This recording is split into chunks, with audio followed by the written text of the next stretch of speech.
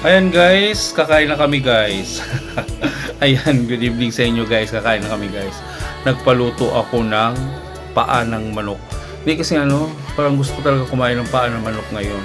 Ayan guys, pero pagdating ko kasi sa bahay guys, meron na kaming ulam na munggo at sinahugan siya ng talong. Ayan, tapos yung pagkain sa opisina, dinala ko na rin kasi kinakain kasi kanina lumabas kami, pumunta kami ng Mang Inasal. Kasi nang libre yung kasama ko. Oo, kasi nga birthday niya kanina. Ayan, pakita ko sa inyo guys. Ayan guys, so tingnan mo. Ito, galing sa opisina yan kanina. O ayan, gusto niyang kainin. Ayan, nag-umpisa na siya kain yan. Kakain kami dito kasi kami kumakain sa sala namin guys. Kasi nga, malapit lang sa tindahan. Ayan guys, yung ulam namin ayan o. Ewan ko kung kakain kayo niyan.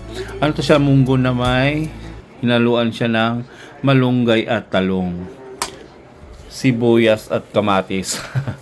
Ayan, sinalugan, may sahog siyang ng talong saka malunggay. Ayan guys, ito yung pinaluto ko guys. Diyan, iwan ko, yung kasama ko sa opisina nito, iba ayaw kumain yan eh. Kasi nga, sila kasi nga paan ng manok. O, diba? Ayan. Ayan, may kamote rin. Kasi pagdating ko, kumain ako ng kamote. Muna kasi nagutom ako. Galing kasi ako nag-grocery din. Ayan, yung pagkain naman galing sa office. Tapos guys, yung tubig ko. Ayan. Sambong. Ayan. Ayan guys, kain tayo guys. Ayan guys, kain tayo guys. Kasi nga parang na ako sa paan ng manok. Parang gusto kong kumain ng paan ng manok. Tingnan ko nga kung masarap pa. Ayan guys, oh.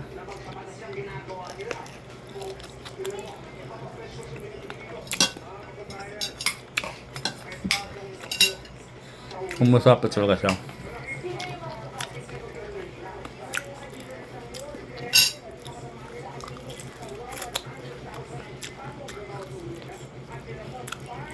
So, ang sarap ko. Ang dubo ng manok. Ang dubo ng manok. Ang dubo ng paa. Ang sarap. Paalam. Kasi nga ang paa ng manok, ewan ko. Sabi niya, may collagen daw to. May collagen. Pinakuluan ko ngayon. Kaya masarap.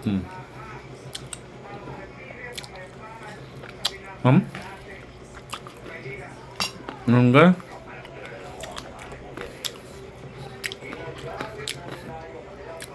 Ayun guys, kain muna ako guys. Bye!